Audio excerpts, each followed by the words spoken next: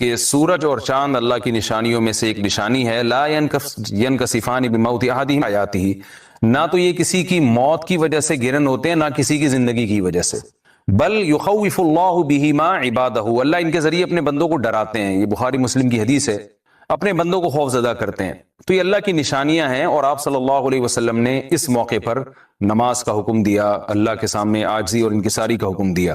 دیکھیے یہاں ایک بہت اہم پوائنٹ کی بات ہے ان لوگوں کے لیے جو اسلام کے خلاف ہیں، جو محمد صلی اللہ علیہ وسلم سرور دو عالم سید الانبیاء صلی اللہ علیہ وسلم کو سچا نبی نہیں مانتے، ان کے لیے اس حدیث میں آپ صلی اللہ علیہ وسلم کی نبوت کی ایک بہت زبردست دلیل موجود ہے۔ ایک واقعہ ہوا ہے آپ صلی اللہ علیہ وسلم کے بیٹے کی موت کا، اور عرب یہ ویسے ہی کہا کرتے تھے کوئی بہت بڑا دن ہوگا تو سورج گرہن ہوگا، تو کوئی بھی شخص جو جھوٹا نبی ہو، آپ خود بتائیے کہ کیا وہ ایسے موقع پہ اس واقعے کو اپنے حق میں کیش نہیں کرائے گا، اور وہ یہ کہے گا نہیں کہ میں تو پہلے ہی کہتا تھا میں بہت بڑی شخصیت ہوں اور میرے بیٹے کی موت ہونا، ایک پیغمبر کے بیٹے کی موت ہونا ہے تو یقیناً یہ اس اللہ کی طرف سے ایک نشانیاں ہے، یہ نشانی ہے سورج کا گرہن ہونا، یہ بتانے کے لیے ہے کہ واقعی یہ بہت بڑا دن ہے، اور میں یعنی یہ بہت بڑا دن اس اعتبار سے کہ ایک نبی کے بیٹے کی موت واقع ہوئی ہے۔ لیکن آپ صلی اللہ علیہ وسلم نے یہ سب نہیں کیا، اور آپ نے بتایا کہ سورج اور چاند کے گرہن ہونے کا کسی کی موت یا زندگی سے کوئی تعلق نہیں، اور آج سائنس نے بھی ثابت کر دیا ہے کہ یہ ایک سائنٹیفک حقیقت ہے کہ جب زمین اور سورج کے درمیان چاند آ جائے تو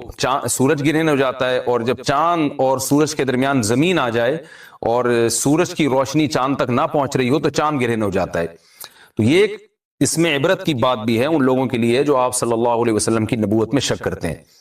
البتہ آپ صلی اللہ علیہ وسلم نے اس موقع پر ہمیں حکم دیا کہ اللہ سے تضرع اور عاجزی اور انکساری کی جائے، اپنے گناہوں کی معافی مانگی جائے، اور نماز آپ صلی اللہ علیہ وسلم نے پڑھی۔ اس پہ بھی بعض لوگ اشکال کرتے ہیں کہ یہ جب ایک نیچرل پروسیس ہے تو اس میں اتنا گھبرانے کی، کیونکہ حدیث میں آتا ہے آپ صلی اللہ علیہ وسلم بہت گھبرائے، تو اس میں گھبرانے کی کیا بات ہے؟ تو یاد رکھیے ہر نیچرل پروسیس جو ایک عام معمول سے ہٹ کر ہو اس میں انسان کے لیے ایک عبرت کی بات ہوتی ہے۔ ہم دیکھتے ہیں رسول اللہ صلی اللہ علیہ وسلم کے دور میں جب تیز ہوا چلتی تھی اور بارش سے پہلے ہوا چلا کرتی تھی تیز ہوائیں، تو آپ صلی اللہ علیہ وسلم گھبرا کے مسجد کی طرف دوڑتے، عاجزی انکساری کرتے، اللہ تعالیٰ سے یہ کہتے کہ اللہ تو نے تو مجھ سے وعدہ کیا ہے کہ جب تک میں ان کے درمیان موجود ہوں تو ان کو عذاب نہیں دے گا۔ تو یہ خوف کا غلبہ تھا آپ صلی اللہ علیہ وسلم پر۔ کیوں؟ وجہ اس کی یہ تھی کہ یہی حالات قوم عاد اور قوم سمود پر بھی آئے ہیں۔ قرآن میں آتا ہے نا فَلَمَّا رَأَوْهُ عَارِضًا مُسْتَقْبِلَ أَوْدِيَتِهِمْ قَالُوا هَذَا عَارِضٌ مُمْطِرُنَا بَلْ هُوَ مَا اسْتَعْجَلْتُمْ بِهِ رِيحٌ فِيهَا عَذَابٌ أَلِيمٌ تُدَمِّرُ كُلَّ شَيْءٍ بِأَمْرِ رَبِّهَا فَأَصْبَحُوا لَا يُرَىٰ إِلَّا مَسَاكِنُهُمْ،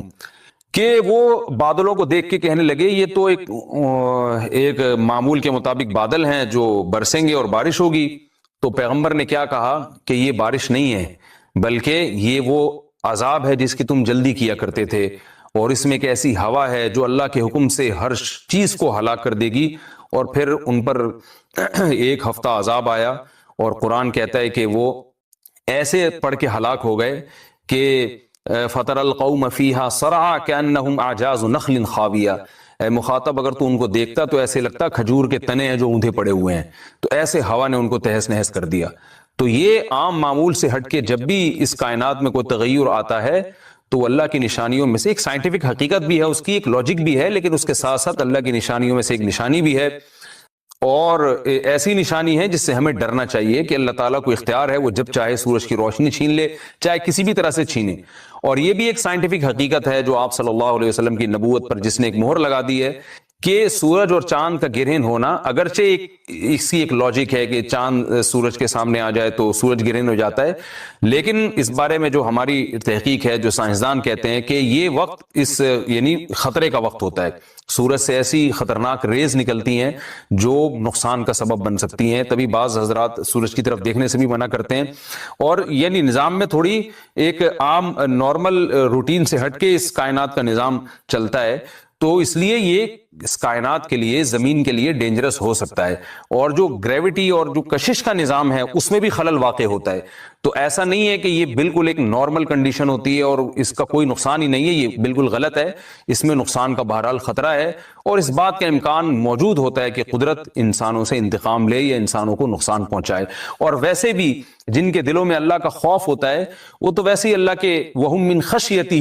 قرآن مجید میں اللہ تعالیٰ کے ارشاد ہے کہ مشرکین بار بار یہ سوال پوچھتے تھے قیامت کب آئے گی کب آئے گی، اللہ فرماتے ہیں لیکن جو مومنین ہیں ان کو اس سے غرض نہیں ہے کہ کب آئے گی، والذین آمنوا مشفقون منہا، وہ تو قیامت سے گھبراتے ہیں کہ پتہ نہیں ابھی نہ آ جائے۔ تو جس کے دل میں اللہ کا خوف ہوتا ہے اس کے زندگی گزارنے کا طریقہ کچھ اور ہوتا ہے، وہ بات بات پہ اللہ سے ڈرتا ہے، اس کو اللہ سے ڈرنے کا بہانہ چاہیے، اس کو توبہ کا بہانہ چاہیے۔ تو اس بحث میں پڑھنا کہ یہ تو ایک لاجیکلی ایک سورج کی روشنی غائب ہو جائے گی، وہ ٹھیک ہے، یہ سائنسدانوں کا شعبہ ہے کہ کیوں غائب ہو رہی ہے، ماہرین فلکیات کا شعبہ ہے، لیکن اہل ایمان کا جو کام ہے اس موقع پر، ان کا جو وظیفہ ہے وہ یہ کہیں کہ اللہ کی نشانیوں میں سے ایک نشانی ہے، اللہ اپنی قدرت دنیا میں دکھاتا ہے کہ میں یہ بھی کر سکتا ہوں چاہے کسی بھی طریقے سے کروں۔ تو ہمیں اس موقع پر بہرحال اللہ کے سامنے جھکنا چاہیے، اپنے گناہوں سے معافی مانگنی چاہیے، اور وہی عمل کرنا چاہیے جو رسول اللہ صلی اللہ علیہ وسلم نے ہمیں بتایا ہے۔ اور اس بارے میں جو توہمات پھیلے ہوئے ہیں اس سے بھی ہمیں اجتناب کرنا چاہیے، جیسے نبی صلی اللہ علیہ وسلم نے عربوں کے وہم کو دور کیا ہے، بھائی اس کا کسی کی موت اور زندگی سے کوئی تعلق نہیں ہے۔ تو اسی طرح آج کل لوگوں میں ایک سورج اور چاند گرہن ہونے کے بارے میں وہم بھی بہت ہے کہ پتہ نہیں کیا ہو جائے گا، حاملہ عورتیں نہ نکلیں، فلانا نہ کرے اور فلانا خربوزہ نہ کھائے، اس موقع پر کسی نے تربوز کھا لیا تو یہ ہو جائے گا، الٹی الٹی باتیں پتہ نہیں کیا کیا مشہور ہیں، یہ خربوزے تربوز کی تو میں ویسے ہی مثال دے رہا ہوں۔ تو کوئی بھی چیز جب کہنی ہو تو پوری طرح سے اس کی ریسرچ کریں۔ مجھے نہیں پتا حاملہ عورت کو فائدہ ہوتا ہے نقصان ہوتا ہے سورج گرہن ہونے سے، لیکن اگر نقصان بھی ہوتا ہے تو اس کی کوئی مستند دلیل ہونی چاہیے آپ کے پاس، ایسے ہی سنی سنائی باتیں آگے نقل نہ کریں۔ تو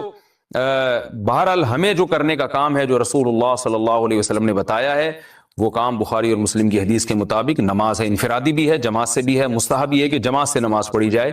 مسجد میں یا کسی بھی میدان میں، اور 2 رکعتیں امام پڑھائیں گے اور اس میں سرن تلاوت بھی کر سکتے ہیں، جہری تلاوت بھی کر سکتے ہیں، دونوں رائے ہیں علماء کی۔ آج کل جہری کو اس لیے ترجیح دی جاتی ہے کہ صلاۃ کسوف میں جو رسول اللہ صلی اللہ علیہ وسلم کی سنت ہے وہ لمبی نماز ہے،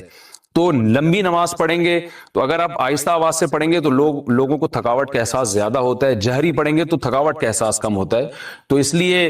دونوں قولوں پہ فتویٰ دیا جاتا ہے، وہ ایک قول راجح ہے اور ایک میں آسانی ہے۔ تو آسانی اس قول میں ہے کہ جہری تلاوت کی جائے، اس میں لوگوں کو نماز میں کھڑا رہنا آسان ہوتا ہے،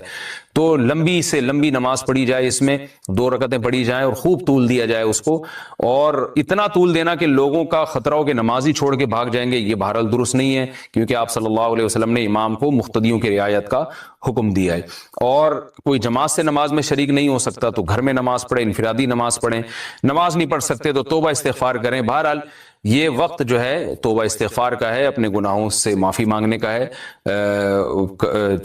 اللہ تعالی ہم سب کو عمل کی توفیق عطا فرمائے۔